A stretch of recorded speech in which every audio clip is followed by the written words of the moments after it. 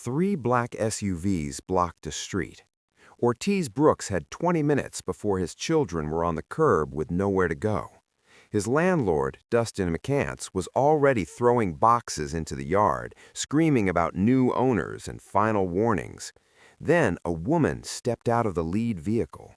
Bodyguards, expensive suit. She walked straight to Dustin like she owned him. "Give him the keys," she said. Dustin's face went white. Ortiz's heart stopped. Because 7 years ago, he'd saved a crying woman from a monster. He just didn't know the monster would later become his landlord, and he didn't know the woman he saved would come back for him. The call came at 1:47 a.m. on a Tuesday in March 2017. Ortiz Brooks was parked outside the Greyhound station in downtown Atlanta, half asleep with the meter off, when the dispatch crackled through.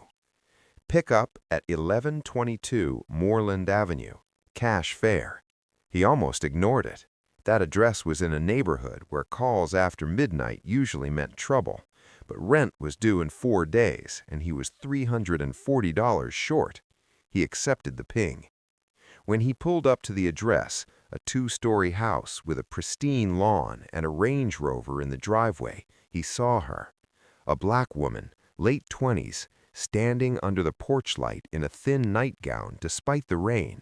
No coat, no shoes. 2 small children, one maybe 4 years old, the other barely walking. Her face stopped him cold. Swelling around her left eye, split lip, hands shaking so hard she nearly dropped the toddler when she tried to pick him up. Ortiz got out of the cab. "Ma'am?" She flinched. "I called for a taxi." "I'm your taxi, but first, are you safe? Is someone inside?" Her eyes darted to the house. "He's asleep. I drugged his whiskey. We have maybe 2 hours." Ortiz's chest tightened. He opened the back door. "Get in, now." She hesitated. "I don't have much money, maybe $40. We'll figure it out. Get in." She climbed in with the children, the little girl clutching a stuffed rabbit, the boy silent and wide-eyed. Ortiz cooled away from the curb, watching the house in his rearview mirror. "Where to?" he asked gently. "I don't know." Her voice cracked. "A shelter, maybe? I didn't plan this part." Ortiz glanced at the clock. 2:03 a.m. Most shelters didn't take walk-ins after midnight, and the ones that did were full or dangerous. "What's your name?" he asked. "Melissa. Melissa Cooper." "Okay, Melissa. I'm Ortiz. We're going to get you somewhere safe." He drove in silence for 10 minutes thinking. His wife Janelle was at home with their 2 kids. They had a guest room, but bringing a stranger into the house at 2 a.m. wasn't safe either. Then he remembered the Relax Inn off I-85. It wasn't pretty, but it was clean. $49 a night, weekly rates available. He pulled into the parking lot. "Wait here," Ortiz said. He went inside, paid for 3 nights with his own debit card, $147 he absolutely could not afford, and came back with a key. Melissa stared at him. "What did you just do?" "Got you a room. 3 nights. That gives you time to figure out next steps." "I can't pay you back." "I'm not asking you to." He helped her and the kids inside. The room smelled like disinfectant and old carpet, but it was warm. Melissa set the children on the bed. They fell asleep instantly. She turned to Ortiz, tears streaming down her face. "Why are you doing this?" Ortiz pulled $200 from his wallet, everything he had left until Friday, and set it on the dresser. "Because somebody's got to," he said quietly. "You deserve better than what he did to you." Then he left before she could argue. Ortiz never saw Melissa Cooper again. He thought about her sometimes, wondered if she'd made it, if her kids were okay, if she'd gotten away from whoever had hurt her. But Atlanta was a big city. People passed through. Some disappeared into new lives. He hoped she had. Life moved forward, as it does. Ortiz kept driving his cab, saved enough to buy a small house in East Atlanta in 2019. 3 bedrooms, 1 bath, a backyard where his kids could play. It wasn't much, but it was theirs. His wife Janelle called it their miracle house. Then, in June 2022, Janelle was diagnosed with stage 4 ovarian cancer. She fought for 18 months, chemotherapy, radiation, clinical trials that cost everything they had and everything they could borrow. Ortiz sold the cab and started driving for Uber, worked doubles, triples, anything to keep her comfortable. She died on a cold morning in January 2024. Ortiz was left with 2 children, Marcus, 8, and Zoe, 6, and $87,000 in medical debt. The medical bills were sent to collections. The hospital put a lien on the house. Ortiz tried to negotiate, tried payment plans, tried everything, but the math didn't work. He was drowning. Then, in August 2024, he got the letter. Notice of sale. Your property at 428 Glendale Ave has been sold to MCR Property Holdings, LLC. You have 30 days to vacate. Ortiz read it 3 times before it made sense.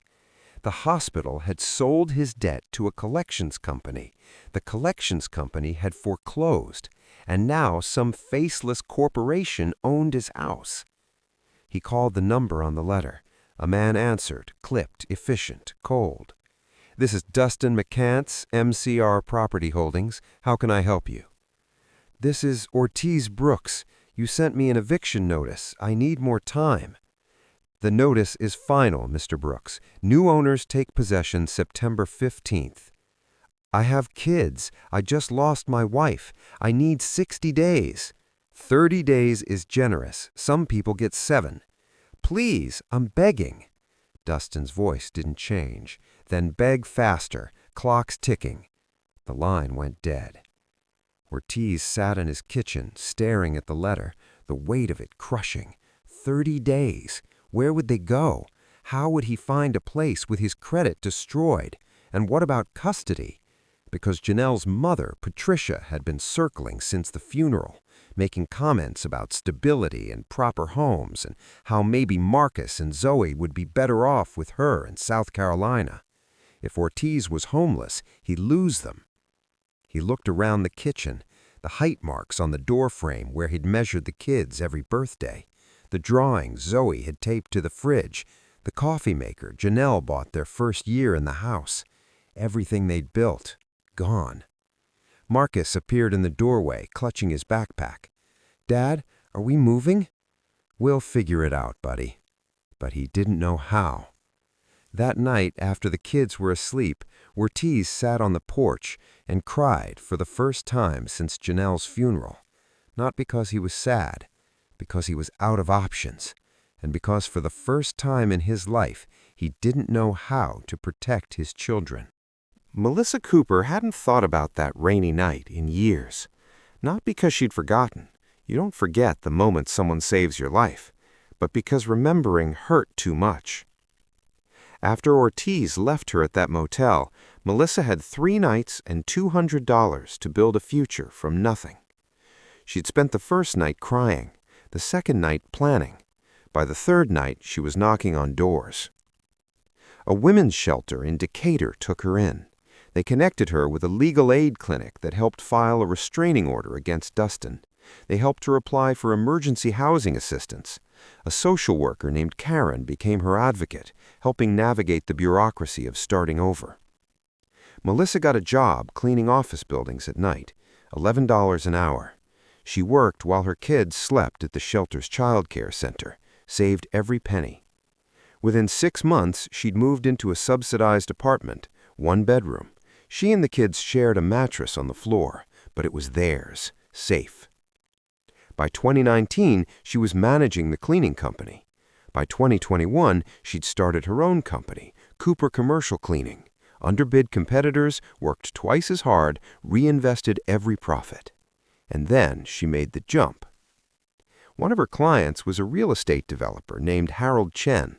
He'd watched Melissa work for 2 years, noticed her eye for detail, her management skills, how she saw buildings differently than other people. You ever think about property? Harold asked one day. Every day, Melissa said. Can't afford to do anything about it. What if I taught you? You work for me part-time, learn the business. When you're ready, I'll back your first deal. Melissa thought he was joking. He wasn't. She spent 3 years learning acquisitions, zoning laws, financing structures, contractor negotiations, worked her cleaning business by night, shadowed Harold by day, studied real estate licensing materials during her kids' soccer practices. In 2023, Harold co-signed her first loan, a small duplex in East Atlanta. Melissa renovated it herself, learned plumbing on YouTube, tiling from a retired contractor at Home Depot. She sold it for a $40,000 profit, used that to buy 2 more properties. By mid-2024, she'd closed 15 deals, built a portfolio worth $3.2 million, started her own development company, Cooper Realty Group. She was 35 years old, financially secure, and finally free from the woman who'd stood barefoot in the rain, terrified her husband would wake up and kill her. But freedom came with a responsibility. Melissa made it her mission to investigate every property she considered buying, not just for profit, for ethics. She wanted to know who owned it, how they treated tenants, whether the building had a history of code violations or exploitation, which is how, in August 2024, she came across MCR Property Holdings, Dustin's company. She'd changed her name back to Cooper after the divorce. He probably thought she'd disappeared, didn't know she'd become someone who could destroy him. Melissa pulled his public records, 15 properties, dozens of evictions, housing code violations buried in legal settlements, tenants who'd filed complaints about black mold, broken heat, retaliatory evictions. And then she saw an address that made her freeze. 428 Glendale Ave. Recent foreclosure acquisition. Eviction notice filed. Tenant name? Ortiz Brooks. Her hands started shaking. She'd found him. Ortiz had 23 days left when Child Protective Services showed up. A woman in a gray pantsuit knocked on his door at 4 p.m. on a Thursday. Marcus and Zoe were at the kitchen table doing homework. Mr. Brooks, I'm Angela Simmons, Fulton County CPS. We received a report regarding your children's living situation. Ortiz's stomach dropped. A report? Concerns about housing instability and ability to provide care. Angela's voice was professional, but not unkind. May I come in? He let her in because refusing would make it worse. Angela walked through the house, taking notes. She asked about his employment, inconsistent Uber driving, savings, none, support system, Janelle's mother in South Carolina, his own parents dead. She asked to see the eviction notice. Ortiz handed it over. Angela read it, her expression tightening. Mr. Brooks, where will you and the children be living on September 15th? I'm working on it. Do you have a lease signed, a deposit down? Not yet. She closed her notebook. I'm going to be direct with you. If you're homeless in 3 weeks, we'll have to place Marcus and Zoe in temporary foster care. No, the word came out sharp. No, you're not taking my kids. I don't want to, but the state requires. I'll figure it out. Angela softened slightly. I believe you want to, but wanting isn't enough. Do you have anyone who can help? He thought of Janelle's mother, Patricia. She'd already called twice that week, offering to take the kids temporarily. But Ortiz knew temporary would become permanent. Patricia had never approved of him, thought Janelle had married beneath her. I'll handle it, Ortiz said. Angela left her card. Call me when you have stable housing. Otherwise, I'll be back on the 16th. After she left, Marcus looked up from his math worksheet. Dad, are they going to take us away? No, baby, never. But Zoe started crying anyway. That night, Ortiz called every landlord in his price range. His credit score was 510. His debt-to-income ratio made him unrentable. Every application was denied. He tried family shelters. wait lists 6 months long. He considered sleeping in the car with the kids and using a P.O. box as an address, but that was exactly the kind of thing that would get them taken away. Desperation made him do something he swore he'd never do. He called Patricia. "I need help," he said when she answered. "I've been telling you that for months. If you could loan me first and last month's rent, just $2,000, I can find a place and, Ortiz," her voice was cold, "you can't provide for those children. Janelle would want them somewhere stable. I'm their father, and I'm their grandmother. They need structure, safety. I have a 4-bedroom house, good schools, no eviction notices." "I'll handle it," Ortiz said. Patricia's voice softened, almost kind. "Let them come stay with me, just until you get back on your feet. You can visit whenever you want." Ortiz hung up. He sat in the dark living room, the eviction notice on the coffee table, and realized he was out of moves. In 23 days, he'd lose everything that mattered. Melissa sat in her downtown office, the file on Dustin McCants spread across her desk.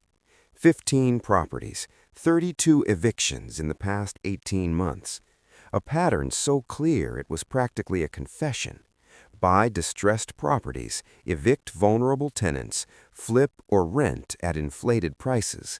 He'd built an empire on breaking people, and now he was breaking the man who'd saved her life. Melissa picked up her phone and called her attorney, David Okafor. "I need you to do something quiet," she said. "How quiet?"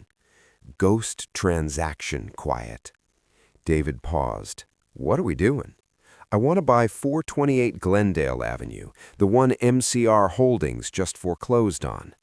"Melissa, that's—" "I know whose company it is." Silence. "He doesn't know who I am now," Melissa continued. "Different last name, different life. I want to buy it through an LLC, anonymous ownership, and transfer the deed to the current tenant." "You want to give this guy a house?" "He gave me a life." David sighed. "This is going to be complicated. McCants will want market rate, and if he finds out you're involved—" "He won't. Make the offer through a shell company. Say it's an investor from California. Pay 10% over asking if you have to." "You're serious?" "Completely." "What about the tenant? You're just going to show up and hand him a house?" Melissa smiled. "Not exactly." She told David the plan. By the time she finished, he was laughing. "That's either genius or insane." "It's both," Melissa said. "Get it done." 3 days later, David called back. "We have a problem." Melissa's heart sank. "What?" "Dustin accepted the offer, but he's insisting on a September 15th closing. He wants the tenant out before transfer, says it's cleaner." "Can we negotiate?" "I tried. He won't budge. He wants this guy gone, Melissa. It's personal for some reason." Melissa's jaw tightened. Of course it was personal. Cruelty was always personal for men like Dustin. "Fine," she said. "We close on the 15th, but I'm going to be there." "At the eviction?" "At the resolution." She started making calls, first to her security team, 4 men she kept on retainer for site visits in rough neighborhoods, then to her PI, asking for a full workup on Ortiz Brooks, employment history, family situation, everything. The report came back and broke her heart. Widower, 2 kids, medical debt from his wife's cancer, working himself to exhaustion trying to keep his family together. And now Dustin, her Dustin, the man who'd beaten her, controlled her, tried to erase her, was trying to erase another good person. Not this time. Melissa opened her calendar. September 15th. She blocked the entire day. Then she went to her closet and picked out her armor. A charcoal gray Tom Ford suit, Louboutin heels, her mother's pearl earrings for strength. She called her bodyguards. "I need you on the 15th, full detail, and I need you ready for confrontation." "What kind of confrontation?" Melissa's voice went cold. the kind where a man learns that the woman he tried to destroy became the one who destroys him. September 15th arrived like a funeral. Ortiz woke up at 5 a.m., the house still dark, and lay in bed staring at the ceiling. This was it, the last morning in the home where Janelle had died, where his kids had grown up, where every wall held a memory. He'd spent the last 2 weeks packing. Most of their belongings were in storage. He'd sold what he could, donated the rest. What was left fit in the back of his Honda Accord, because he still didn't have anywhere to go.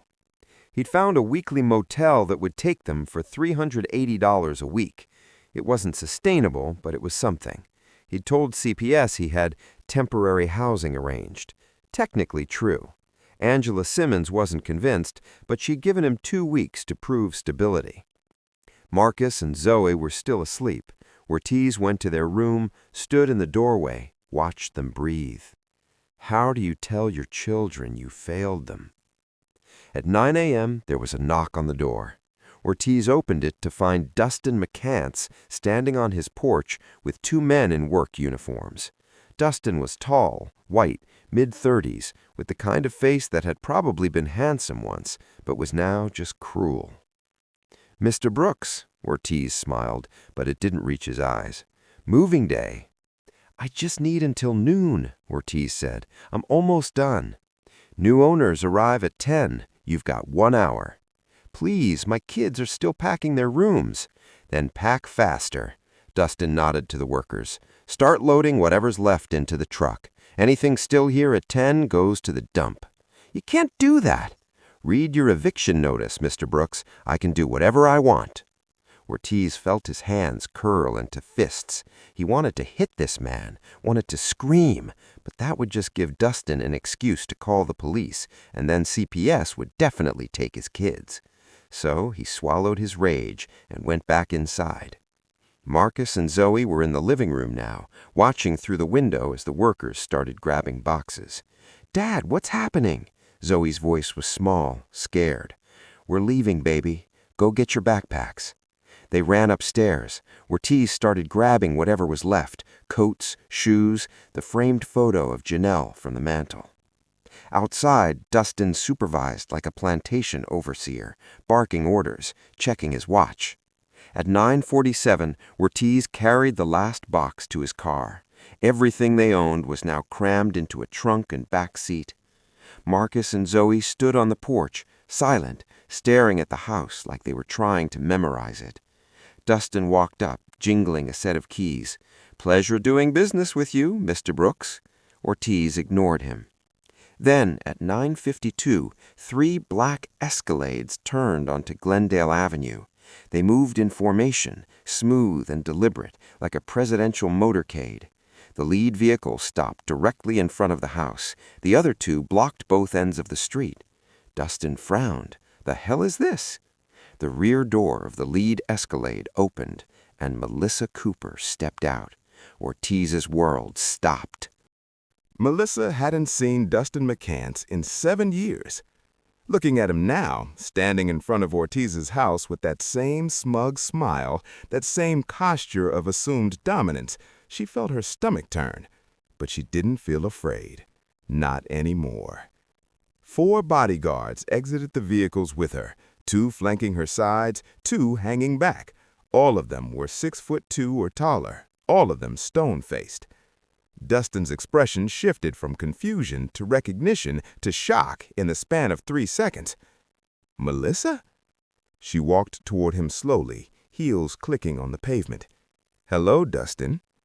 What are you doing here?" "I'm the new owner." She let that land. "This house? I bought it. From you." Dustin's face went pale. "That was you?" "California LLC. My attorney handled it. You signed the papers yesterday." He stared at her, trying to process. The woman he'd beaten, controlled, left with nothing, was now standing in front of him in a suit that cost more than his par, flanked by private security. "You look good," he said finally, his voice oily. "Real good. I always knew you had potential. Stop talking." The command was quiet but absolute. Dustin's mouth closed. Melissa turned to Ortiz, who was standing frozen by his car, his children pressed against his legs. "Ortiz Brooks." He nodded, speechless. "My name is Melissa Cooper. We met 7 years ago. You picked me up at 2 a.m. You paid for my motel room. You gave me $200 and told me I deserved better." Ortiz's eyes went wide. "The woman with the kids?" "That was me," Melissa smiled. "You saved my life that night. You gave me hope when I had nothing. And because of that, I got out. I rebuilt. I made something of myself." She gestured to the house. "This house is now in your name. Deeds already filed with the county. No mortgage, no rent. It's yours." Ortiz couldn't speak. His mouth opened, closed. Dustin exploded. "That's bullshit. I sold this house to an investor." "To me," Melissa turned back to him, "and now I'm giving it to the man you tried to destroy." "You can't—" "I already did." She stepped closer. "And one more thing, Dustin.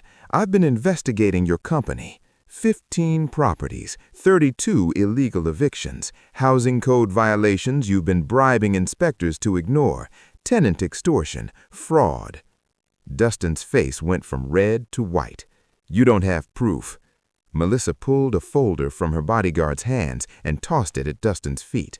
"Bank records, emails, recorded conversations with your contractors. I've already filed complaints with the State Attorney General and the Department of Housing."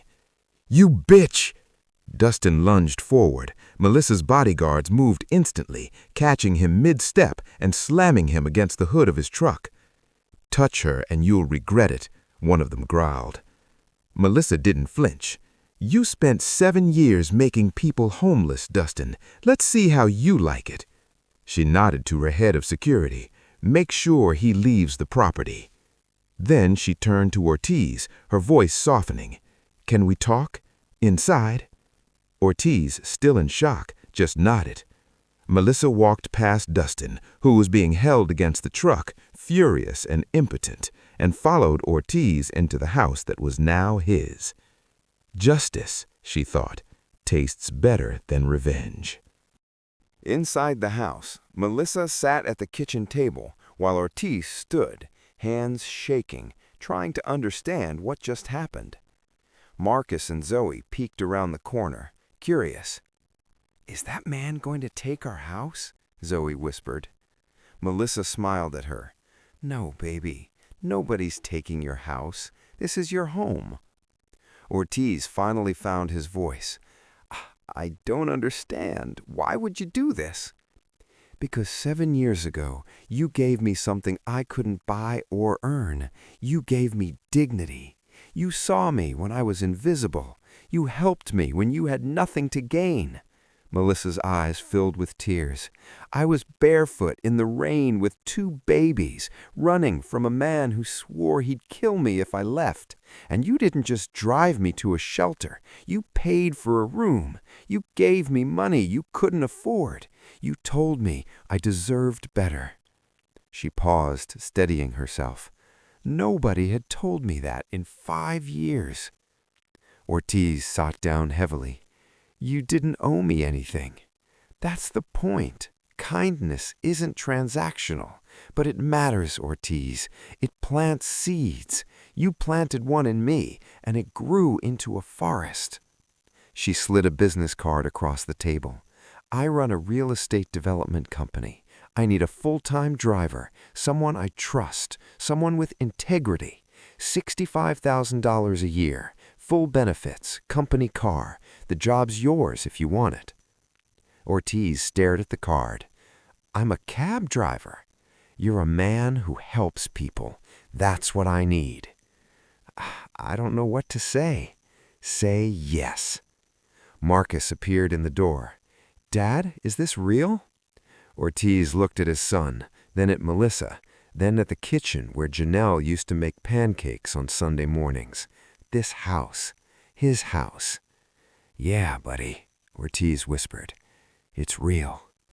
Dustin McCants was arrested 3 weeks after the confrontation.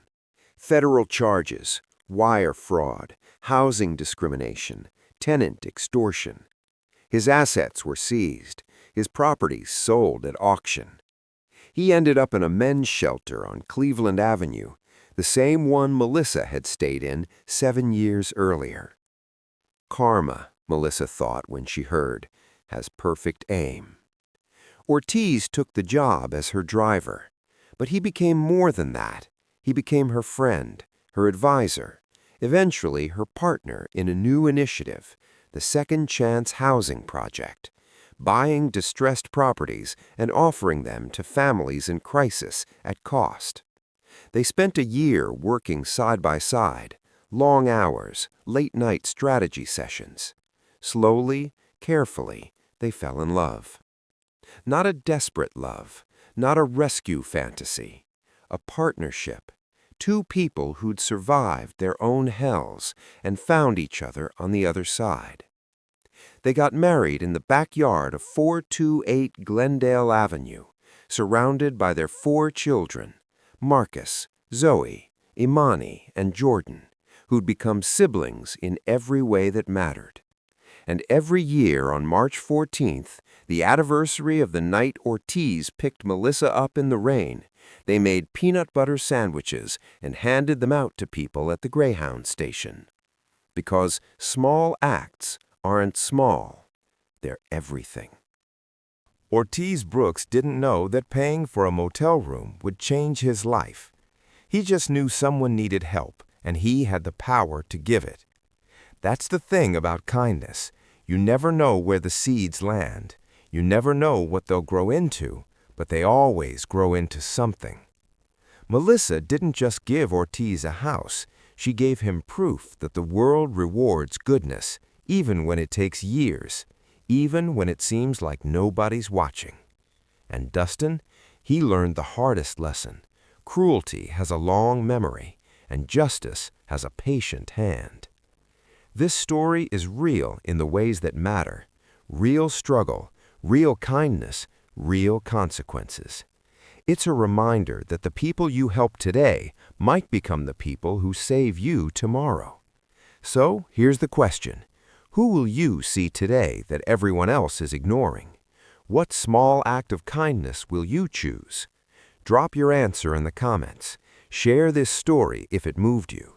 And subscribe to Lax and Relax, because we don't water down the truth. We tell it like it is, every single time. See you in the next story.